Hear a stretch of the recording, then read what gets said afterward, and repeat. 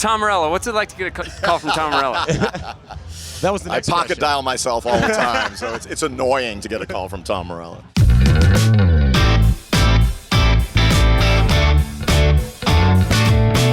We got the phone call from Tom a couple months ago, and we chatted for a little bit and started sending tracks back and forth. Got in the studio together in New York, and we had a track that we had already written, and we did the whole track in a day, and then the next day we had booked it already, and we were like, what are we gonna do? Let's make something new, and we made Collider, and we're huge fans of Rage Against the Machine and Audioslave and pretty much anything that this man touches. So it's been a real pleasure for us. We were in the studio to record another song, which is a fine song in and of itself. And we had this extra day, like you said, and I had a riff and they had a beat, and then he went like we're kind of just sitting around, Morello's telling old warhorse stories about, back when my humbuckers were made of of tinfoil.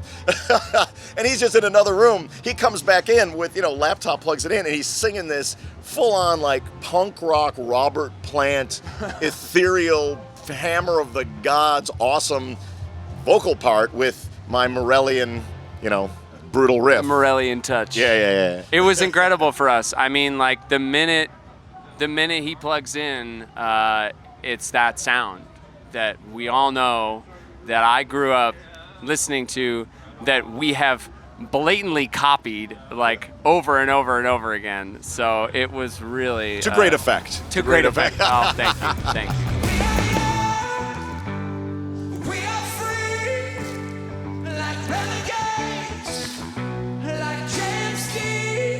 Last night we did a pop-up show at a club in Chicago, and then playing on the Lollapalooza stage. It's one of the things that Lollapalooza has done for 25 years is bring together diverse artists for unique collaborations. And when I've been in the process of making this record I've been making with a diverse artists and collaborations, this was like the first, big festival live debut performance of one of those songs. And it's a song that we're, sharing on their record as well. And to be able to, in my hometown, I grew up in Libertyville, Illinois, about an hour north of here, and have a long history with Lollapalooza, 25-year history with Perry and Lollapalooza. Well, I can tell you, Lollapalooza changed music forever.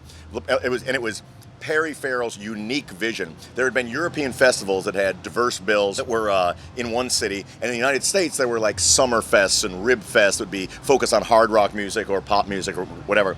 And Lollapalooza in 1991 completely smashed barriers. I went to the first Lollapalooza and saw Ice-T and Nine Inch Nails and Susie and the Banshees and the Rollins Band and Jane's Addiction, all artists who on their own would be playing in front of about 500 people. But due to the juice that Jane's Addiction had, they were able to forge this multi-ethnic, multi-genre festival and created what we now offhandedly call alternative music. That, combined with the commercial success of Nirvana and Pearl Jam in the next coming years, are why bands like Rage Against the Machine was able to exist, why Ex-Ambassadors exist today, and why 25 years later Lollapalooza is still an important festival and force in the world.